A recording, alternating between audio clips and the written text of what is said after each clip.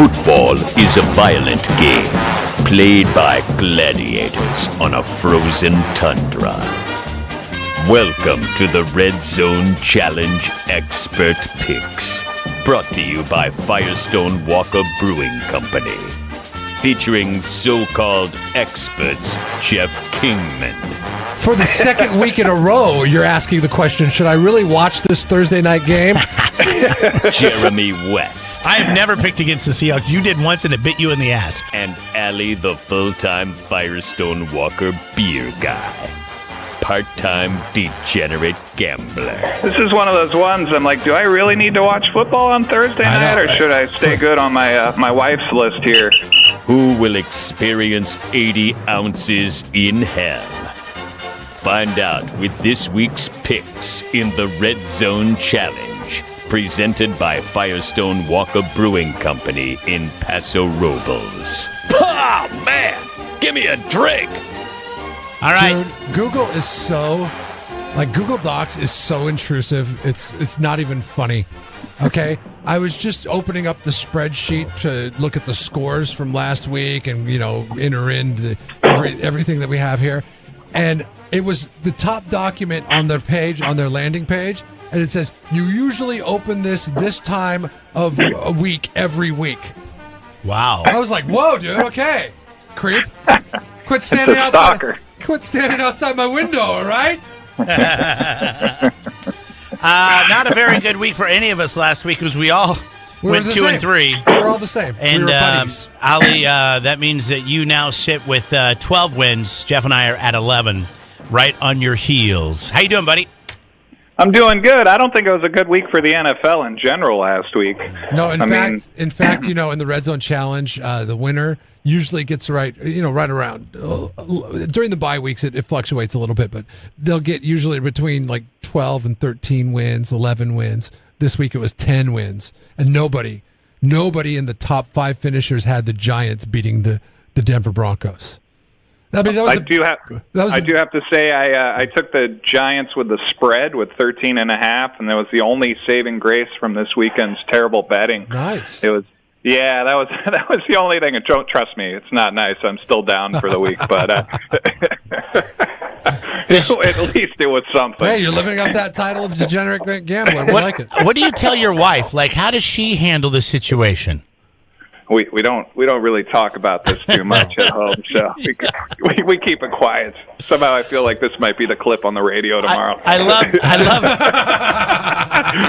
how when my wife spends money and then I spend money, and then if she doesn't understand what I'm spending money on, like going out with friends and drinking, she's doesn't drink, so she just doesn't understand that bonding time doesn't. It's not cheap. Sometimes it's very expensive. All right. Well, there's not much to talk about except for let's get into the picks, and then we'll find out what's going on at Firestone Walker coming up here in a little bit. With this week, we start off with Kansas City. They're a 3-point favorite at Oakland. The Chiefs coming in to take on the Raiders. Hey, where's Carr at? He's okay, right? Yeah, he played last week. So the order in which this is going to go in is going to be, since it resets because everybody did the same, 2 and 3 last week, it resets to the leader, so Ali goes first this go-round. So I'm going to go ahead and just state right now, I'll tell you my strategy for this week, because I think last week we saw a lot of upsets, a lot of big swings, and I think this week we kind of regress back to the means. So I'm just going to be picking the best teams going into these games. So my first pick here is KC. I think Oakland's in real trouble this season. You saw that desperation move picking up Navarro Bowman this week from the 49ers, and we'll see what happens with that. I'm hoping the Raiders get better with Navarro Bowman, but he's definitely on the tail end of his career. He's a little slower than he once was. I think KC comes back and has a little bit of a bounce-back game here. When is Aldon Smith? Isn't Aldon Smith a Raider by profession now, or is he out on suspension? You never know with Aldon Smith, but I feel like he's done with the suspension. He's just waiting for the NFL to reinstate him, which is another one of those ones. The NFL just seems to shoot themselves in the foot with all of these things. I mean, they lose Aaron Rodgers this last week. It's like pretty soon we're just going to be watching, second stringers across the board in this sport. My theory is that Ezekiel Elliott is not reinstated to play this week if Aaron Rodgers doesn't go out last week. Honestly, I think the NFL is just scrambling to do whatever they can to keep their stars in because Beckham's gone. Obviously, Rodgers is gone. What's his name from the Arizona? The running back, Brown? Not Brown. David Johnson. Brown's the other guy. David Johnson's gone. You just see we were looking at an article the other day. Three athletes from the NFL, J.J. Watt. Yeah, exactly. And have been on the cover of Sports Illustrated. 3 of the 4 are out. The only one that's still in is Tom Brady. Could you imagine, though, if you go back 4 years and your linebackers are Bruce Irvin, Alden Smith, and Navarro Bowman? That would be insane. Right. Like the Raiders, and then you have Khalil Mack, too. Like the Raiders should be really good, which brings up my point as to why I should be picking the Oakland Raiders, but I'm going with Ali's pick on this one, and I'm going with Kansas City because it is in disarray, and it shouldn't be. They have the tools necessary to win, and I don't know what's going on in Oakland, but it's not coming together. The chemistry's not there, whereas nothing but chemistry works on behalf of the Kansas City Chiefs. So you take the team with the better chemistry. I think the Chiefs win by 10. Yeah, I like the Chiefs in this one, too. Our next one, Jacksonville is a 3-point favorite at Indy. They're traveling to Indianapolis to take on the Colts. And Ollie, we'll start with you. I believe as far as the injury report goes that they think maybe week 8, but probably not. Are you talking about Andrew Luck? Yeah. The Luck report. Which is what the weekly Luck report is what it's turned into. Once again, Jacksonville a 3-point favorite here. At this point, even when he comes back, do you put any faith in him? No. Like I saw him sitting there in the fantasy turmoils this week, and I was like, I do need a week 8 quarterback. And if he comes back, that would be a good name to have. I saw him last week. He was eating 2 Big Macs on the sidelines. He's getting fat. That would be a good name to have, but I don't know if he's going to produce because he's been out of it for a while. I wouldn't trust him. And he's coming off of injury that has kept him out far longer than anybody expected. Who do you like? I don't know if Chuck Pagano is going to be there when he gets back either if they keep losing these games. Hey, listen, as somebody who is sitting there on Marlon Mack, waiting for them to play the better running back forever in Indianapolis. Chuck Pagano could leave at any time. I'd be fine with it. Yeah, I hear you. No, Kobe Brissett actually isn't a terrible quarterback either. It's just some weird play calls this last Monday night game here. I'm going to go with the better team here. That I think my only concern is Leonard Fournette did have some type of ankle strain, but God, that guy's a beast, and I think Jacksonville pulls it out.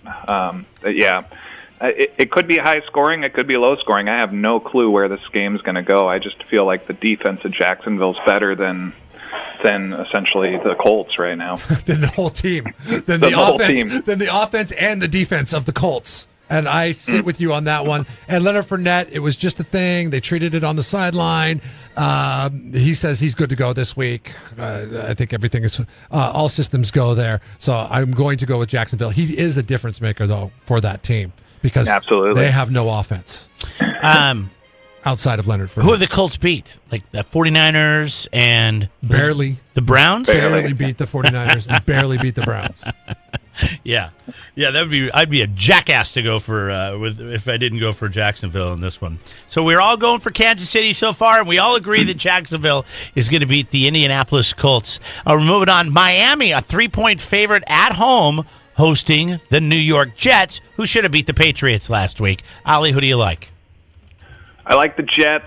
Again, another one of those teams with just in the Dolphins here with just crazy. It's like, who's coming to play? That was another game that totally took me out of all my parlays last week was that Falcons taking a dump on the field there with the 17-point lead in going into the half, and then they just decided to choke like the Super Bowl.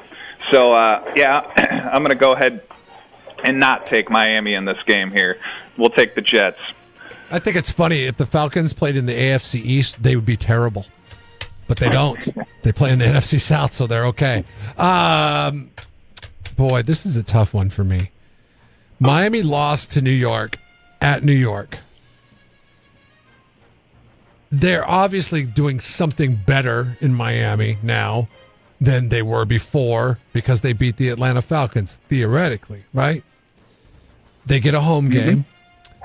I'm just working my way through this one. I'm trying to talk myself out of how well the Jets have been because it wasn't supposed to be this way for the Jets. The Jets were supposed to be the Browns. Yet the Jets got screwed out of first place in the AFC East on a horrible, horrible call in the end zone last week. I'm going to go with the better team, New York Jets. All right, yeah, Jets, right? They already lost to them in week 2, and that was in New York, like you said. But they get a home game this time. So. But they're at home, but yeah. And they just beat the Falcons in their house. This is probably the I'm trying to talk you into picking against them. Yeah, I know. I could get ahead of you guys, or I could go far behind. And I just don't feel like that's a safe call. The Los Angeles Rams are a 3.5-point favorite over the Cardinals at the Coliseum that no one goes to in Los Angeles. Arizona comes to town, a 3.5-point dog in this one. Who do you like, Ollie? Did any of you guys drop Adrian Peterson? I dropped him in a league quite a few weeks ago here, and now I think everybody did. I tried to pick him up, I'll tell you that, and I didn't get him, and I'm pissed that I didn't. Yeah, what a bummer. Again, I'm going to take the favorites team in this one. I'm going to take the Rams. I do think the Rams have some issues, but I think they're one of the better teams in the NFL right now. Not that the level of play is that great, but I really like that young coach. I love the offensive play calls. I think the Rams are good, and that quarterback's starting to get better and better every game. Yeah, they have a good defense. They do. I mean, they really do. That's what's tough for me is if who did the Cardinals play last week, Jeff? They played the Buccaneers. Yeah. And they let the Buccaneers get back into that game. I mean, they put up 33 points. They're not the Cardinals of years past. Yeah, they used to be known for their staunch defense. But well, the players are still from years past. That's the problem here. And I don't think their defense is that good. And we talked about this off the air this week. It's that Pagano coaching tree that Bruce Arians resigns from. And it's playing your old-ass players too long. Mm-hmm. And that's what Arizona has, is old-ass players. But I saw something last week that makes me think I'm going to go back to the Arizona well one more time. Okay? This is your last chance, Cardinals, to prove me wrong. Are you back for good? I am so glad you're doing this. Ollie, we just got a game ahead of Jeff. How about that? How about that right there? I like that a lot. I'm giving you a high five here. I'm giving you a high five. The Greek's fisherman's hat will be on display. Does he wear the Greek fisherman's hat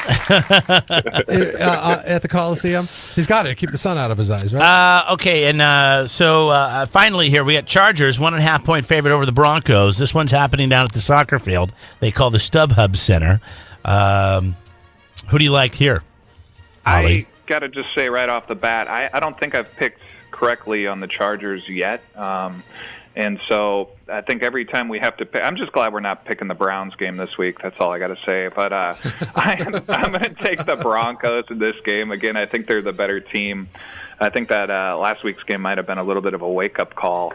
Only concern here is Simeon's non-throwing shoulder got a little banged up. But I like the Broncos to win this game. Who knows, though? Coin flip of a game here. This is the closest Chargers spread. Come out and win this, it wouldn't surprise me. Closest spread on the board at 1.5 this week. The Denver Broncos offense got a little dinged up in that matchup with the Giants. True. Emmanuel Sanders, who is a difference maker for the Denver Broncos in every sense. He is not going to be available, and I think he is a go-to guy. Demaryius Thomas also got a little dinged up. He's going to play, and he'll be out there, and he'll be the number one option for Trevor Siemian. But what you're not paying attention to is the Chargers got a weapon back, a weapon that nobody even really pays attention to because he has not played an NFL game. And last week was his first game, and he got snaps. He got 15 yards in receiving on 2 receptions, and that would be Mike Williams, the number 1 draft pick. They got stronger at the wide receiver position, where the Denver Broncos got weaker at the wide receiver position. I think the Chargers score a lot of points this week, and I think the Denver Broncos score a lot of points this week. But I'm going to go, gosh, it's almost like they're worse at home than they are on the road. The Chargers, I want to put that pick in, but then I think StubHub, they probably hate being there. I'm gonna go with the Chargers. You're going with the Chargers. Look at that. All right, so the 2 picks that are different, I'm going to go with Denver as well. Everything that you said, and then some. And the Chargers just suck at home, and they find ways to lose games. And just because they got a win last week doesn't mean that they're going to get a win ever again. But we'll have to wait and see. So say I'm a Chargers fan. Oh boy! And I want to forget. I want to start forgetting what happened over the course of the day on Sundays. Quickly, what's my go-to? What's my go-to? I'd probably drink some barrel-aged beers then. A little high-octane action going on for you right there. Hit you hard. Hit you fast. Exactly. I know you guys do a couple of great barrel-aged beers that you don't typically see out and about, but sometimes you can go to the tap room and you can drink those, right? Yeah, we have. So we got a couple ones coming out here. I think we might have talked about one of them, which we're about to put in the tank here. It's going to be our Dark and Stormy. So we took our Eldorado, which is essentially it's a barrel-aged barley wine in a sense, and we put it in rum barrels this go-round, and then we are adding in the tank fresh lime peel and ginger, and that beer is going to be coming out on Black Friday, and there's only going to be about 500. No, it's less than that. Sorry, we're not doing 22s. We're doing 300 cases of that beer, so it's going to be kind of a first-come, first-serve type thing, and that beer is going to be awesome. It's high-octane. Again, I'm not sure what the exact alcohol percentage, but is there a limit? Is a good, what's that? Is there going to be a limit to purchased on Black Friday? There might be. I don't handle those things. There might be a limit. I'm going to try to talk them out of the limits. I hate the limits. If you're here to buy it, just buy it, and you should get what you come in to pay for. So one guy with a lot of money walks out and laughs at everybody else in line, says, "Ha ha, suckers!" As a production manager standpoint here, as long as it sells, I'm happy with it. Whoever it sells to.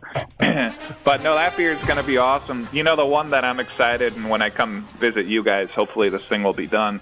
We actually just put the new Firestone Lager. It's actually not new. It's an old recipe that we're bringing back, but we just brewed that for the first time last week. So it'll take about a month before it's finished, and then we're going to run some test cans of it to get it out to distributors. But I want to get your guys' hands on that, too, because it's going to be light hopped, low alcohol, just a crushable beer. Oh, nice. I'm really excited about that. A lot of flavor. That sounds really good. All right. Oh, God, yeah. That's for the Kansas City Chiefs fans. That want to celebrate. Right. They want to celebrate all night long. There's a medicine for whatever your team is. There's a medicine up in Paso Robles, and it's put out by Firestone Walker. Oh, yeah. Oh, nice. Exactly. The Chargers season eraser here. We got to come up with one of those beers for you. Ollie, great talking to you, buddy. Hey, always great talking to you guys. All Good right, luck. We'll catch up with you next week. There's Ollie from Firestone Walker Brew up in Paso. Sign up for the Red Zone Challenge. You can be going to Vegas on us. It's all brought to you by Firestone Walker. The links are at kzoz.com.